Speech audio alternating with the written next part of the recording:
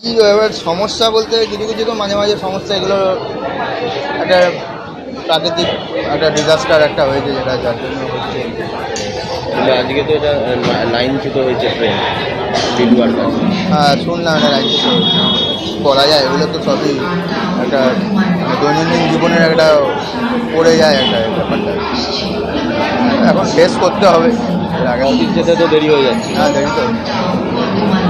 কি মানে ট্রেনের জন্য অপেক্ষা করবেন না? না না, ট্রেনের জন্য অপেক্ষা করবো, দেখি ট্রেন ঢুকছে।